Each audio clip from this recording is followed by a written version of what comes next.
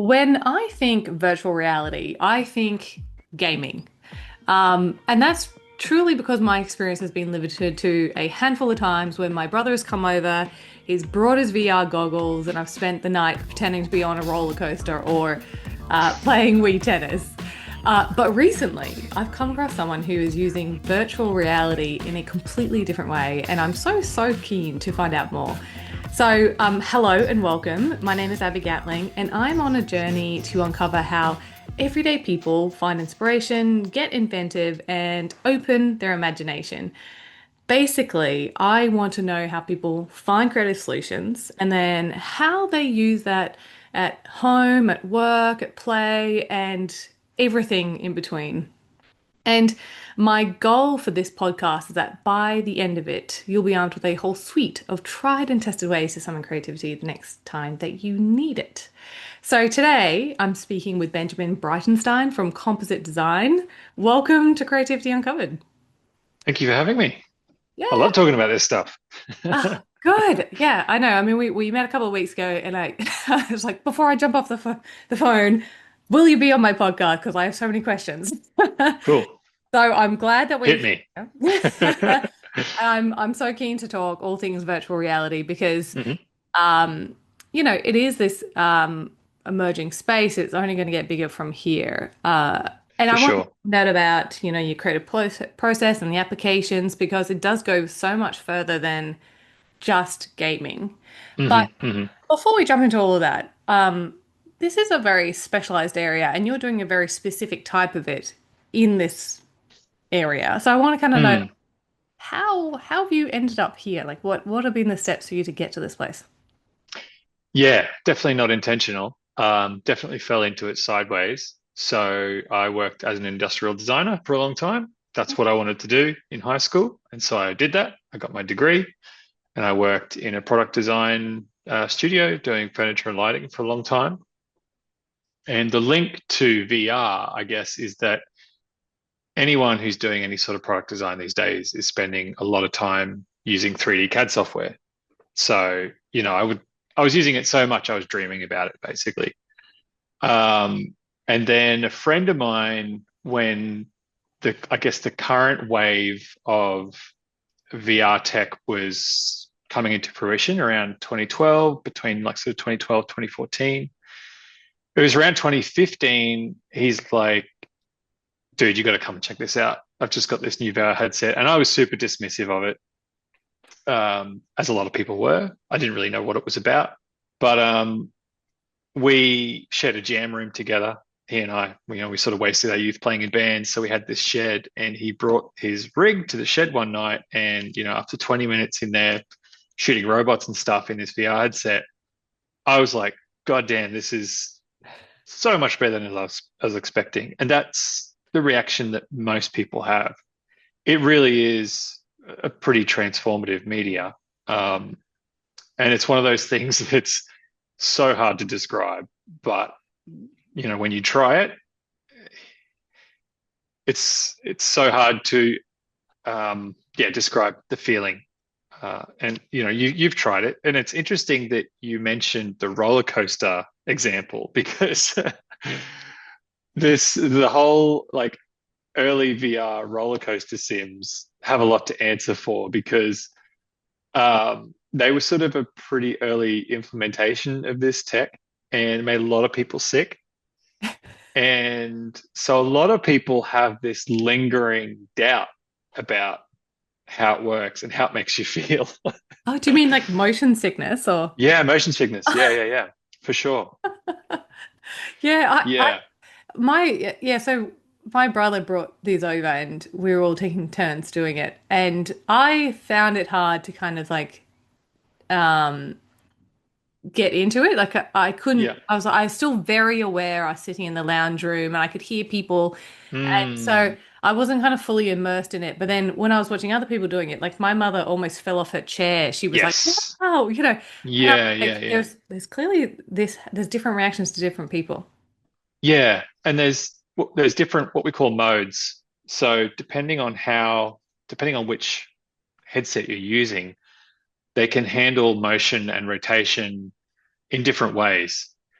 And so there can be different levels of comfort, if you like, depending on the specific tech that you're actually using, without, going down the whole rabbit hole of the different headsets and stuff like that.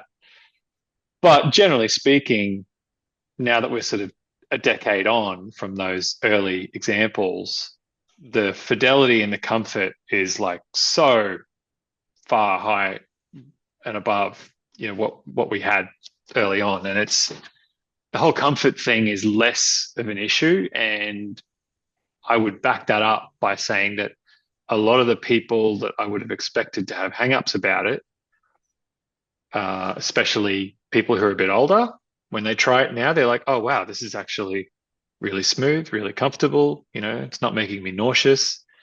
And with things like hand tracking, you don't have to spend the first 10 minutes explaining what all six of the buttons do and how to access them and that sort of stuff. So yeah, it's come a long way, and it's only getting better and better. Yeah. So what was it when you tried it on? What was it that kind of captured your interest that made you like did you then decide to go down that as your career path or like what happened Yeah, there? good question. Yeah, sorry, I did kind of trail off there, didn't I, with that original question? It felt like a waking dream. That's how I describe it. Hmm. So I have this really, really distinct feeling of, so I'd been in this experience for the first time, and then I take the headset off, and the feeling wasn't, oh, I'm coming back to reality. It's, oh, I'm transitioning from one experience of reality to a different experience of reality. And they felt equally plausible in a weird way. And that just turned my head inside out. And I was like, I want more of this. And as for how I got into it, so because I had this background in 3D modeling, it was kind of a fairly easy sideways step to then, because like when you're dealing with CAD, you're dealing with spatial design, and that's what virtual reality is. It's spatial design. You're figuring out how people interact with things in 3D, and I guess the core ideas around how you design something for a person so they can use it and that it's nice to use and that it feels good. All that theory translates really well to VR because you're doing the same thing. You want people to be able to interpret and understand the VR world that you're designing for them swiftly and easily. It's really easy to make somebody feel like an idiot if you design something poorly. And it's never the user's fault, right? So, I just kind of took all of that knowledge and instead of using it to build furniture and lighting, I was just doing it in a game engine and pushing out my products, if you like, to the headsets and putting people in it and letting them experience them that way. Right. And so And so like you were so you design in 3D and then now you're designing virtual reality and you're saying it's kind of the same? there's a big overlap. Yeah. Well, that's how it feels for me. I mean, I've kind of always felt like um, there are aspects of creativity that translate to any discipline. So, like I mentioned that I played in bands forever. Um, like that's a great space to get used to working with people and dealing with personalities and all that sort of stuff. And all of that translates to working in a company where you're working with other designers in a team and all that sort of stuff. So, um, yeah, it felt like the biggest hurdle was just understanding the software, the game engine software, and what all the buttons do. It can feel a bit like flying a jet. There's so many thousands of dialogues and buttons and things like that. But little by little, I sort of figured out what each button does. Yeah. Yeah, so it is built within this gaming engine. So it is, I mean, it has its roots in gaming, right? Oh, 100%. Yeah, all the tech is born from gaming. That's So some people call them serious games. It's kind of a shorthand for VR experiences that aren't necessarily for entertainment. So, I got my start doing training simulations for an energy company. So oh, they wanted something where they could simulate real world safety scenarios where there were hazards and you had to identify the hazards. And so how we approached that was trying to make the game world as sort of interactive as possible so that as somebody's navigating through these hazards, so it might be like working at heights, you have to put your harness on and then clip onto something to make sure if you fall off the scaffold you don't die. VR's cool because you can translate that into a very realistic one-is-to-one experience where you grab the harness, you put the harness on, you grab the clip, you clip onto the safety rail, which is a lot more compelling than doing like a multiple choice questionnaire in a PowerPoint. You know what I mean? So you can see how uh, trades and critical infrastructure companies are jumping onto this sort of training because basically employees love doing it, Yeah. and the knowledge retention is like sky high compared to um, what I would call abstract tests. Yes. Yeah. I guess also like way less safety risk if they're trying Yeah, to well, exactly. Yeah, and it's repeatable. Yeah, yeah, yeah, yeah. I suppose that's really interesting. So it's started with gaming, it's now become serious games.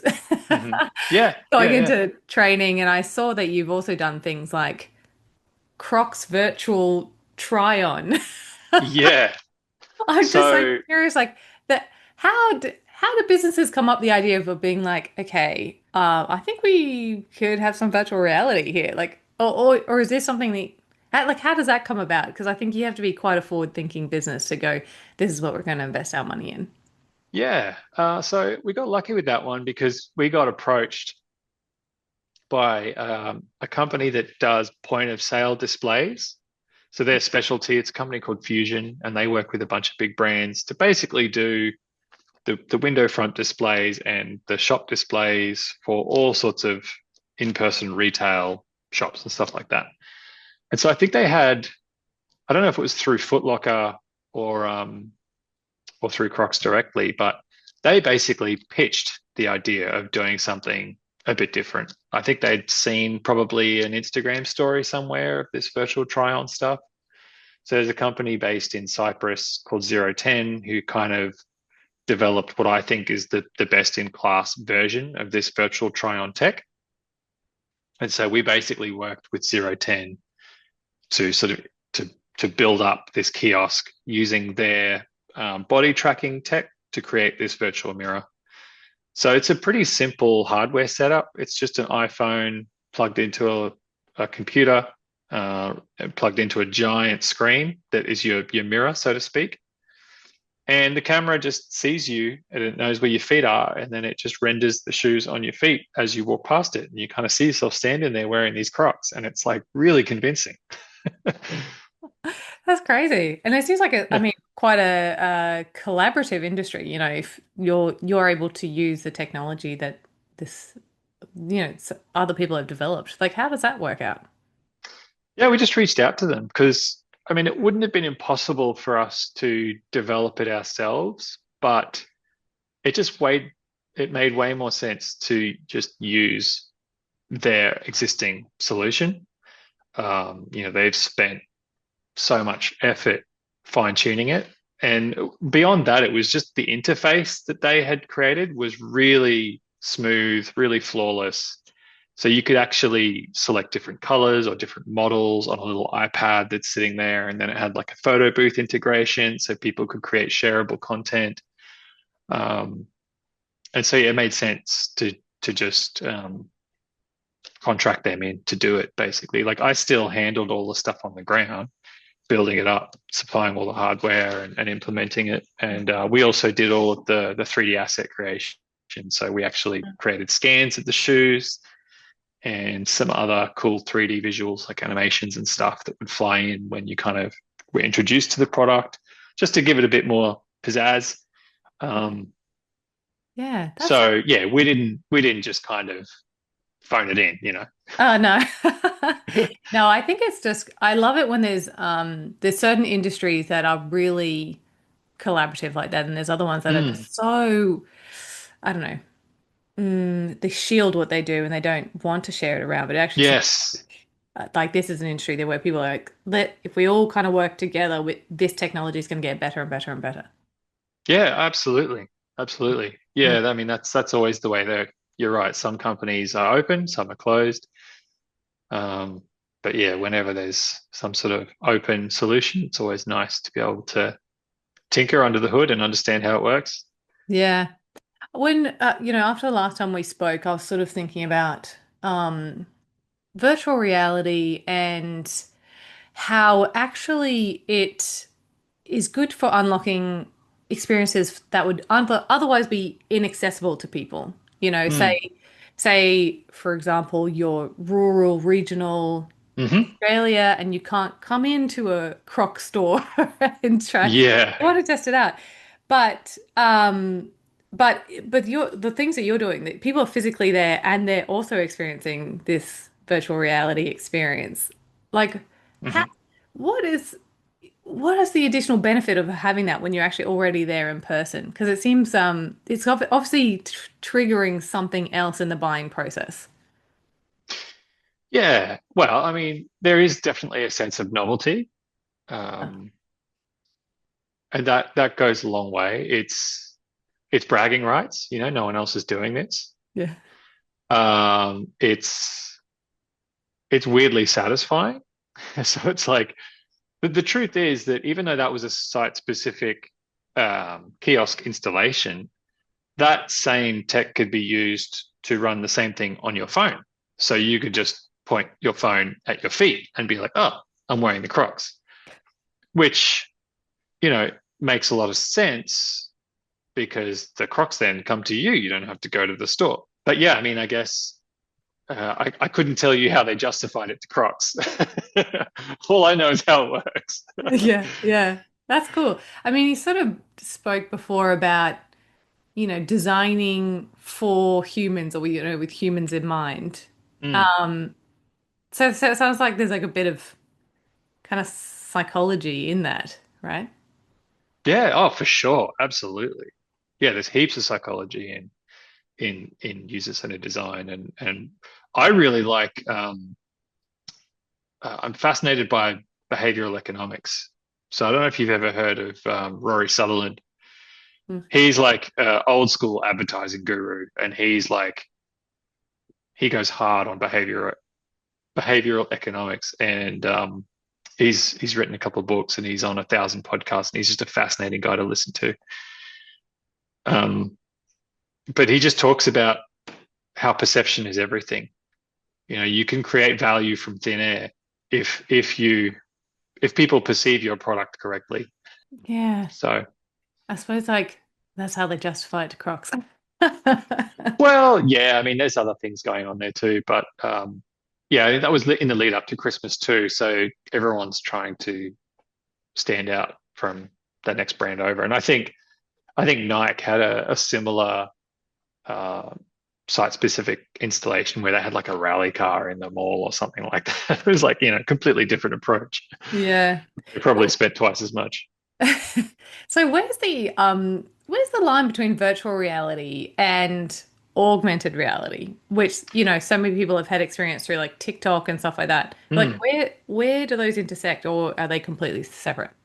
No, it's a good question. So it all uses similar tech, but basically virtual reality you can define as um, shutting the real world out and going into a fully synthetic environment. So in the case of a VR headset, you're putting on the headset, you can't see the outside world. You're just enjoying whatever game or movie or experience that you're experiencing. It could be, something that we do is virtual showrooms for like building product supply companies. Um, but basically, yeah, VR is a fully synthetic reality. Now, where that sort of overlaps with augmented reality is the newer headsets have cameras on the front. So you can actually then turn on what we call pass through. So you can see around you. But what that then enables you to do is to overlay virtual objects that are tracked in real world space over the vision that you're seeing of your real world surroundings. So that's Mm. what we call mixed reality Ooh. because it's still a fully synthetic visual that you're getting. It's basically a composited image of, camera footage with virtual objects overlaid, and then the headset has some smarts in there that's basically figuring out where you are in real world space, and it's giving you the illusion that this virtual thing is sitting on the table, even though it's not. And then you have what's called augmented reality, which is where, like, if you've seen any of there's companies that are making augmented reality glasses where you're looking at the real world just like I'm looking at you through my glasses, but there's some little screens in the lenses that are then overlaying digital objects over the real vision. So Mm. that's essentially what we call augmented reality, because you're taking real reality and you're just augmenting it. You're just adding another layer over what's really there. Mm. And then you've got like phone-based augmented reality, which is where you're using the phone camera, to point it might be like a Snapchat filter, where you see your face and you're compositing something over the top. Mm. So that's kind of the distinctions. And then the kind of catch-all term, which most people aren't really that familiar with, is what we call XR, which is shorthand for extended reality. And that's just an umbrella for all of this stuff. Mm. Mm. That's so interesting. I think like a lot of people would have had experience with that augmented reality, but don't realize Yeah, like it's been around yeah, for a long time now. yeah, yeah. Like I remember those, was it like 2020, the little flower crowns and stuff like that on Yes. TikTok and the dog face and all whatever. Yeah, that's it. Totally. Yeah. But now it's actually useful. Yeah, and that's a good example that you bring up, because that what enables those face filters and stuff, that same tech stack, if you like, is what we use now to drive facial animations for our characters in the experiences that we build. So if you put on the VR headset and you go into a training simulation and then somebody walks up to you and comes to explain something and they're like a game character, we can actually record the audio and all of the facial movements using an iPhone, and use that to drive the animations instead of having to then, hand animate a character to look like they're talking. And it's all based on the same smarts in your smartphone that drive things like filters in Snapchat or whatever. Yeah. It's amazing how it's like it's so technical, but then you're also using like everyday items like iPhones. Yeah, exactly. Yeah, and it's just simply the fact that they're so powerful now. They just every year they come out with more and more powerful features. Like this, has a LiDAR scan built into it, which means if I want, I can make a 3D model of my whole house just by walking around pointing my phone at the walls. It's crazy. Mm. I can see that this would be super useful for people who find it hard to imagine things. Like, for example, at the moment, Yeah, so my husband and I were planning this renovation and I'm very visual, so I can kind of imagine like we need a window there. I think we need a fan here, and he's just like, I can't imagine what you're talking about right now. yeah, right. I can't see it. I think it would be so cool if it was like we somehow had this model Yeah, of our house and it'd be like, okay, now look over there. Can't you see that? yeah, Great place for a 100%. window. Yeah. No, you're absolutely right. And one of the earliest industries to uptake on this tech is like architects and interior designers for that exact purpose. Mm, yeah. And so I was looking at your the information that you sent through prior to this, and I saw a little line in your bio that said um, you make virtual reality experiences that make looking at a 2D screen feel like reading Latin off a stone tablet. Yeah. I found that Well, so that funny. So well, look, that's I'm trying to describe that feeling of like once you've tried it, it's so hard to go back. Like playing games in VR has like ruined desktop gaming for me. You know what I mean? yeah. Because like, let me put it this way. Call of Duty, right? It's a game that's, hugely successful all over the world. And when you look at the visuals on screen, it's the chaos of warfare. It's like it's so hectic. The players are running at 1,000 miles an hour. And yet, if you were to look back at yourself playing the game, you're sitting there dead still and you're just clicking a mouse and moving the mouse around, right? Whereas like to have that same experience in VR, it's like you're up, you're about, you're crouching down to hide, you're reloading your weapon, you're doing all of this stuff, and it's just so much more engaging to the point where then when you go back to playing something where all you're doing is like clicking four buttons on a keyboard, it just feels kind of ridiculous. Yeah, like is that a risk? Is that we were just going to get so used to it that, you know, industries are going to have to come along because once you've experienced it with one business, you're like, oh, you look like you're in the Stone Age to someone else who hasn't done it. Yeah. No, that's a good question. Like I think there will be a tipping point where businesses who don't like who could benefit from this tech who aren't yet doing it are going to get pulled into doing it because they're going to get left behind. In the same way that I mean the iPhone is a great example of a similar shift where before the iPhone everyone looked at the internet on a browser on their desktop. And at some point every company had to have a mobile friendly website.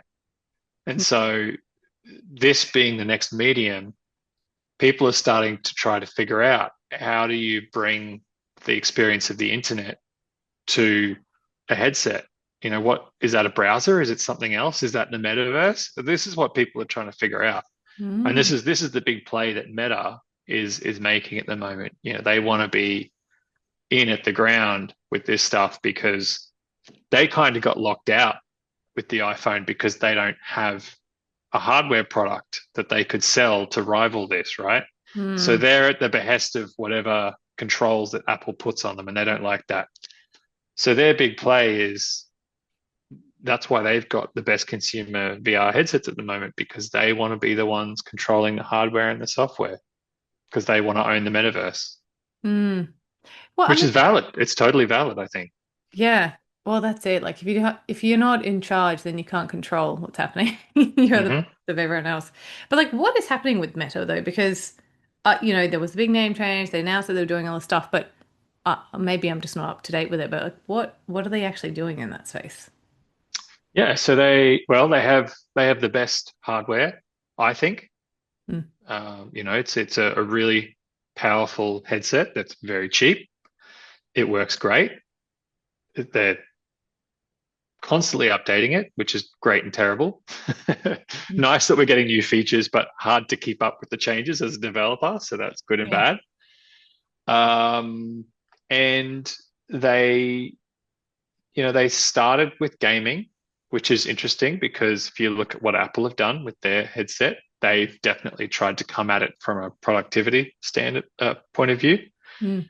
What Apple did by comparison is essentially try and create a headset that was like using a MacBook Pro, but on your face, rather than trying to sell it as a gaming console, which is what Meta kind of did to start with.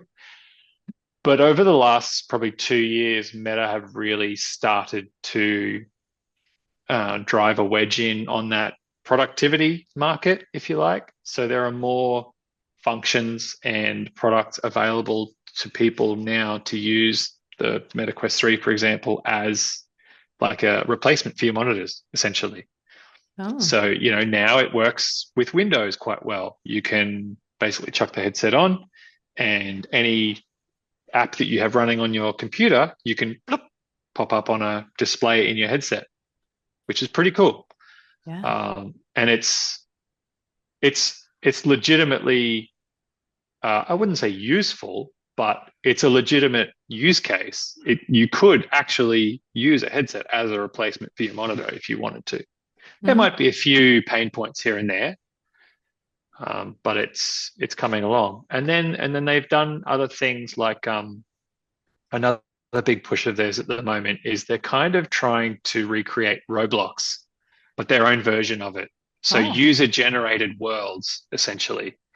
And one of the really fascinating things they've done is what was a VR only experience now runs on desktop and mobile, which is going to be a huge net to capture more and more users Yeah. because that barrier to entry of not having a VR headset is now no longer there.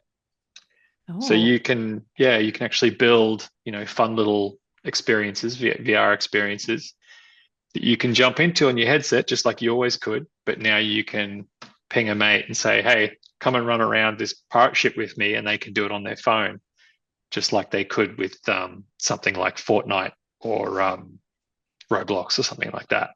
yeah. Wow. So yeah, they want a slice of that pie. Yes. Interesting. So Mm. what does the future of VR look like for businesses now? What do you think? Or where are you heading with your business in this area? Um, I think that the sort of commerce and retail side of things is really underserved. I think businesses are starting to wake up to that a little bit. At least the ones that I talk to, they seem to be seeing the value of it beyond just the novelty of like it being a new thing. So one example would be like this lighting company that I'm working with. They sell really big commercial lights, like stuff that's so big that you can't throw it in the back of your car to take to a meeting to show a client. Yeah. So let's just say they have 10 products and they're all lights that are as big as a person. We've built them a virtual showroom where they can just take the headset, which fits in a backpack. They can put their clients in there and say, hey, have a look at this light in a real space or a very realistic looking space. They can pick it up, they can inspect it, they can shrink it down, they can look at the details, they can change the colors, and they can present these products in a way that's so much more compelling than just rocking up with an iPad. And I met with them recently, and one of their newest staff members said to me, and this was like, it sounds scripted, but I promise you it's not. She said, I took this job because when I heard that they were using VR to show off products, I was like instantly in because for the life of me, I couldn't stand doing another PowerPoint presentation. And I was like, well, that's great to hear because that's exactly what we're trying to do. Yeah. You need to take that person with you to like all your pictures from now on. Yeah. Well, I managed to get it on camera too. So Nice. that'll be going on LinkedIn somewhere soon. Yeah, that's so cool. Well, thank you so much for discussing all of that with me. No problem. Yeah, I really appreciate hearing more about it. And thank you so much to everyone who's tuned into Creativity Uncovered. By listening, you're helping us make the world just that a little bit more creative. And of course, if you know anyone who would benefit from listening to this episode, please share it around. More the merrier. Until next time, take care.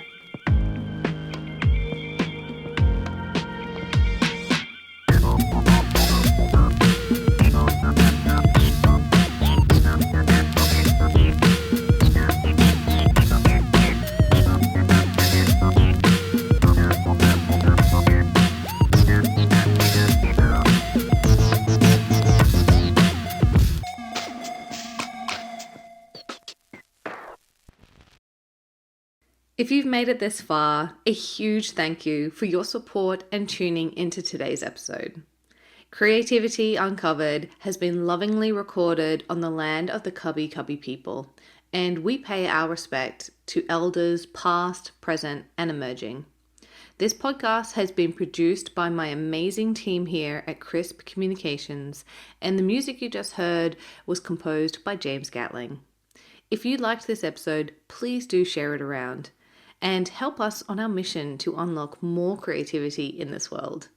You can also hit subscribe so you don't miss out on any new episode releases.